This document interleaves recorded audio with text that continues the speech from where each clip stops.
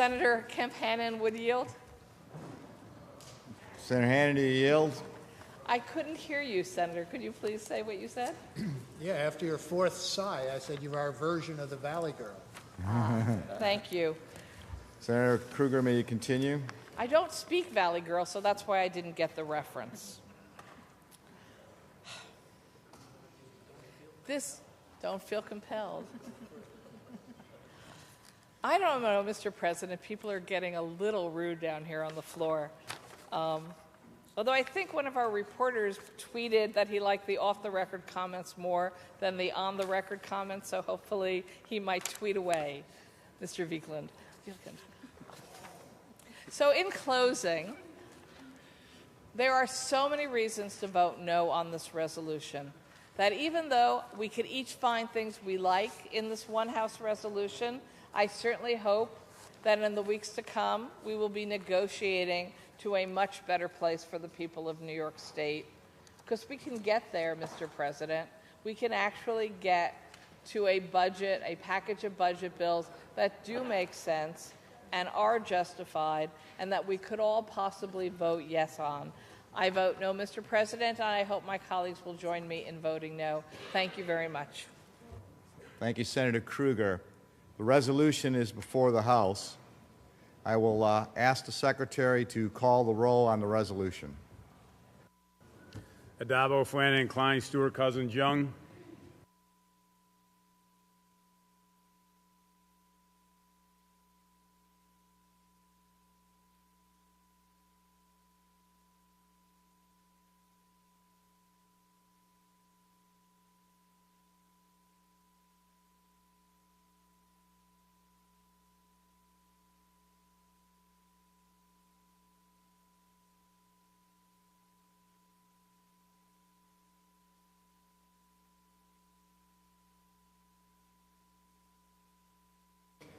I'm going to recognize some members who would like to explain votes, but I'm going to ask everyone to keep it within the 2-minute. I will be very strict in invoking Rule 10E. Senator Espaillat to explain his vote.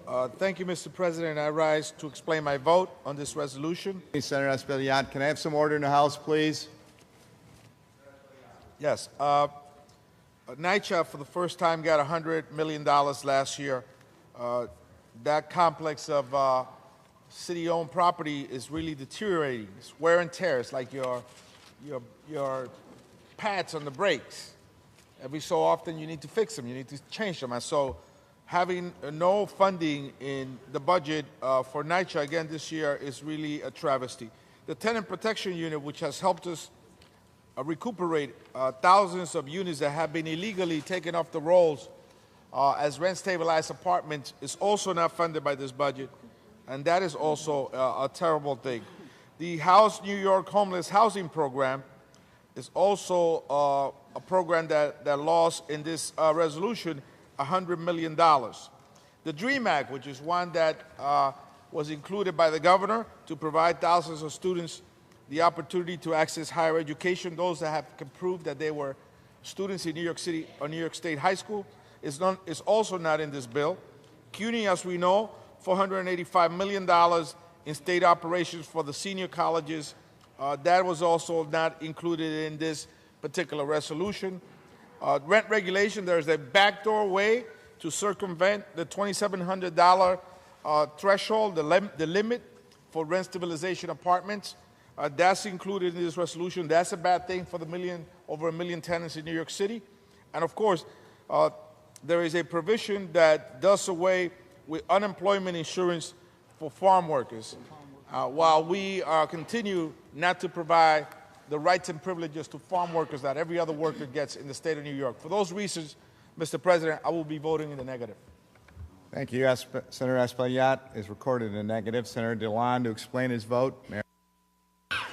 Yes, Mr. President, I rise to explain my vote, and I just find it unconscionable that the Tenant Protection Unit has received no funding, with so many unscrupulous landlords destroying rent-stabilized units and making them uninhabitable so they can increase their rents is really not acceptable. And this is just the cost of them doing business when they should be charged with a felony for doing so. I also find it unconscionable that there is no funding for CUNY or Medicaid, and that these costs are being shifted to the city of New York.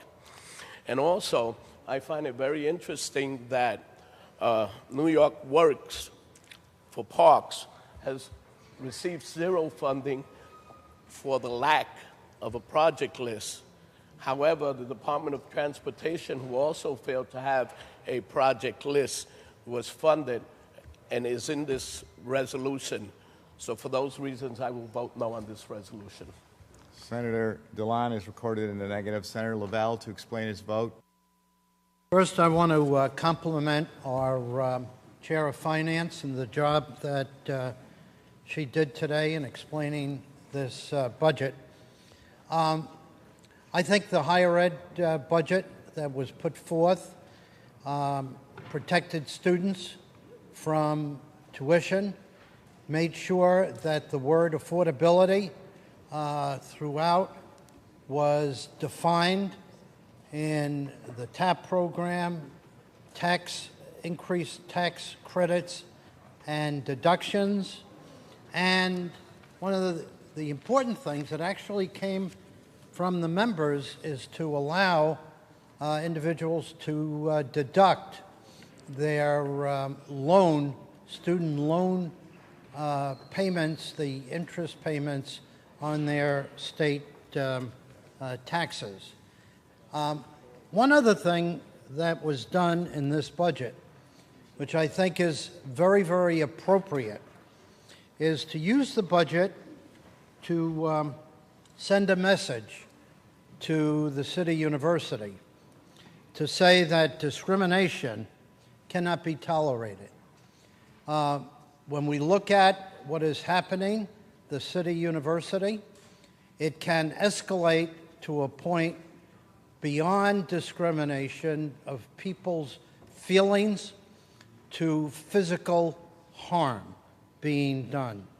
And so time is of the essence. Time is of the essence. And this is an issue where the governor and the mayor need to get together. The governor certainly has spoken out.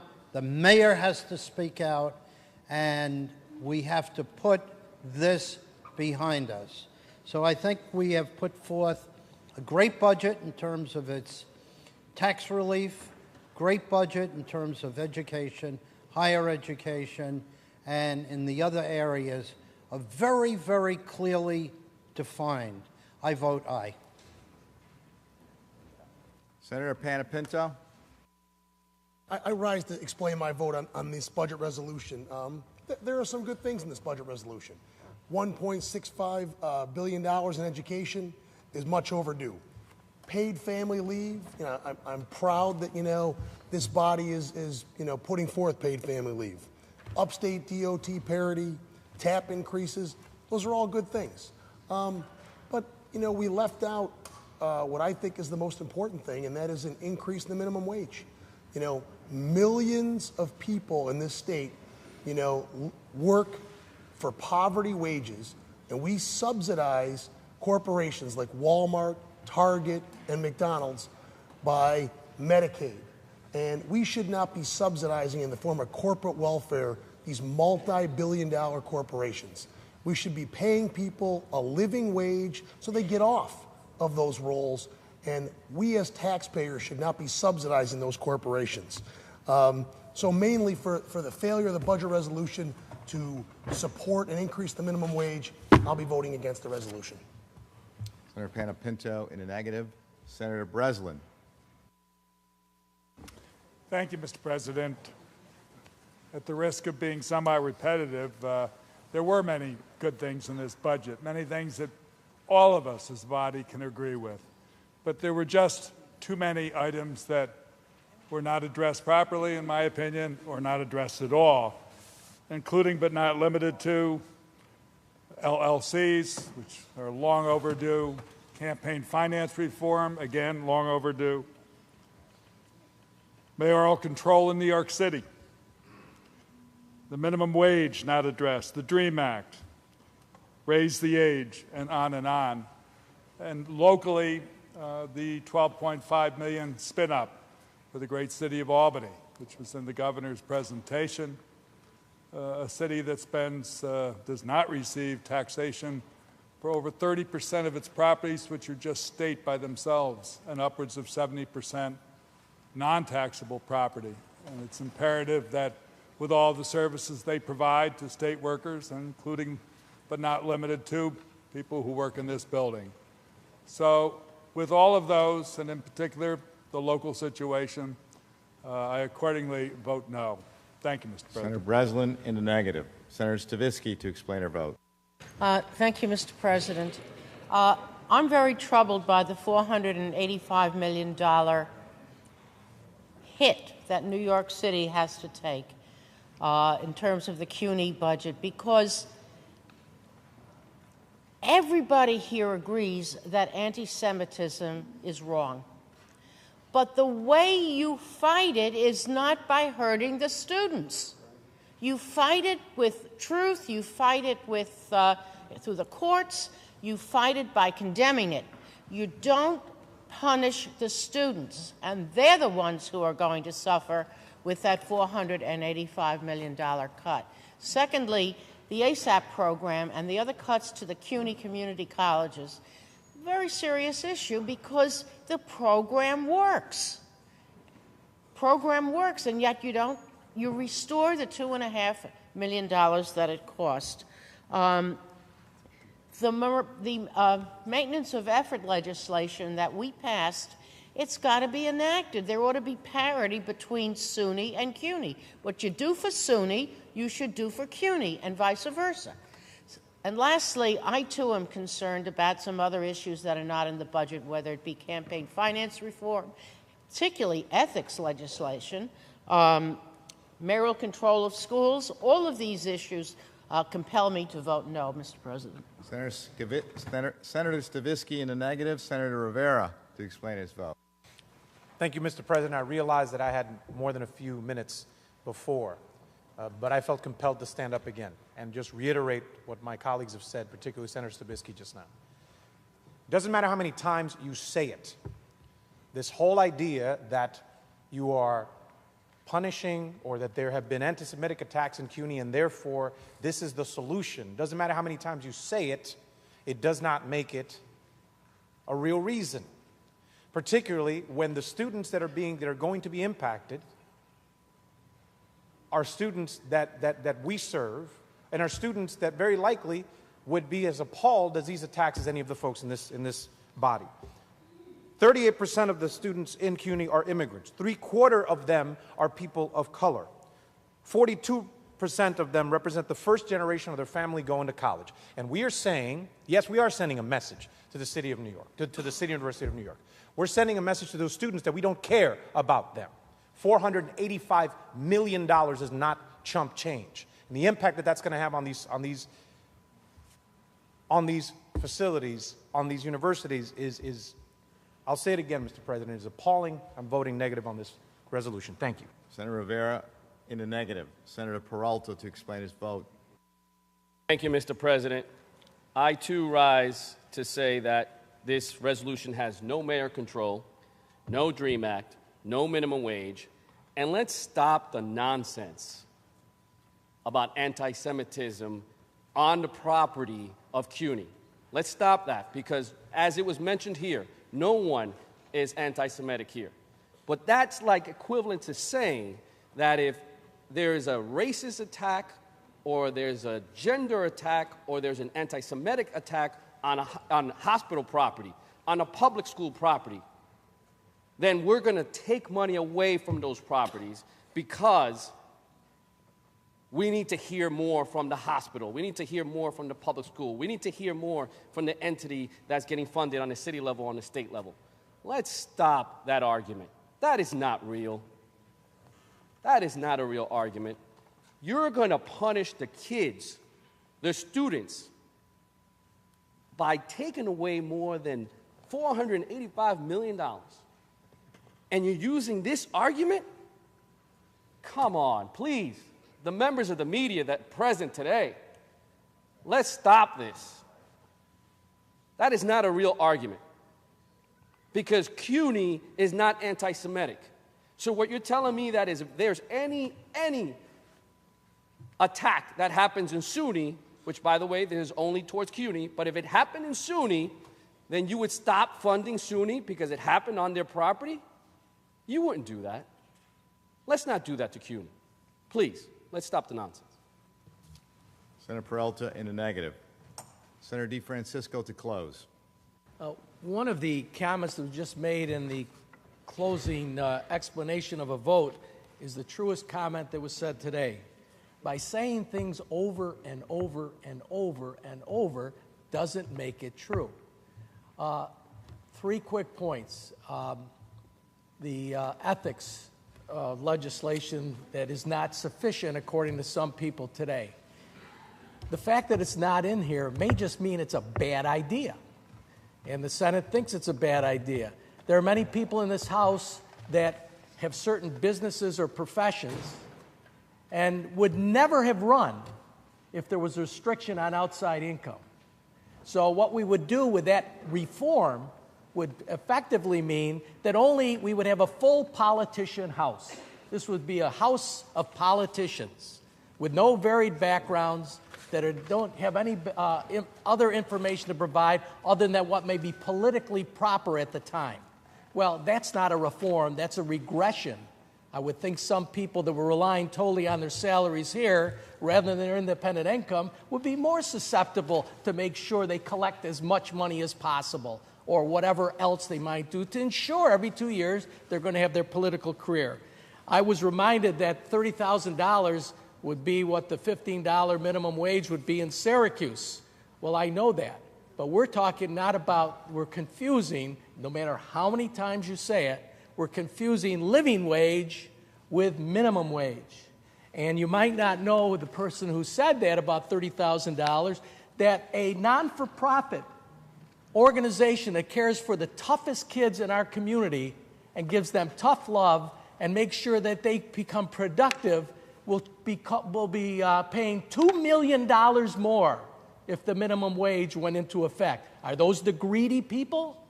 A daycare center that came in at a news conference I had said that a woman of 2, because I can't limit people, because I got to have a certain number of people for the kids, a woman of 2 that has 2 people in her daycare center would pay $6,000 more a year. It's not one of these greedy 1%ers. So no matter how much you say it, it's going to raise the cost. And the best one, one of the senators asked about the gaming. We should have more hearings. Well, what our budget says about minimum wage is we should analyze it. We should get a study. Oh, you don't want a study of this? You just want to grab it? Mr. President, I remind you that you said you would be strictly enforcing the 2-minute rule. We are well beyond 2 minutes of this explanation. Okay. He's not done with the 2 minutes yet, Senator Generis. That's not true. I was timing myself, Mr. This President. clock here, Senator Generis, is what I go by. Senator Generis, controls please that be clock, seated. Mr. Senator President? Generis. Senator DeFrancisco, conclude your comments. I will stop. It's kind of interesting that we were asked to provide a little more time for the minority, but a little more time here is not appropriate. So I'll stop with this. We talked about the high cost of education, but we want to impose the minimum wage on the schools. The schools, so give them a raise and let the schools pay more money so they don't really have a raise in there. The higher education. Read an article, and this is the last thing I'll say. Read an article about Oregon's new minimum wage and how tuition went up, but I guess the way we would solve that is simply to pay the loans of kids because their tuitions went up. So just because you say it and you say it loudly doesn't mean it's true. This is a good budget. It's a fair budget. It's a balanced budget. I vote aye. Announce the results. In relation to Resolution 4330, those recorded in the negative are Senators Breslin, Comrie, Diaz, Delan, Espaillat, Gianaris, Hamilton, Hassel-Thompson, Hoylman, Kruger, Montgomery, Panapinto, Peralta, Perkins, Persaud, Rivera, Serrano, Squadron, Stavisky, and Stewart-Cousins. Ayes 39, nays 20. The resolution is passed and adopted. Senator DeFrancisco.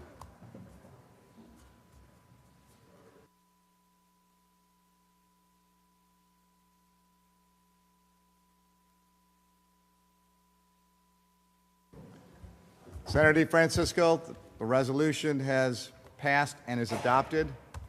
Okay. That concludes the business before the desk. Now, not quite, because we have to say happy birthday to Andrew Lanza, whose birthday was this weekend, from what I understand.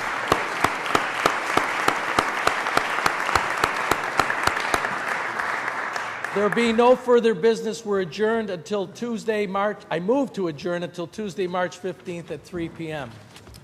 On motion, with no further business before the desk, the Senate will stand adjourned until Tuesday, March 15th at 3 p.m. The Senate is adjourned.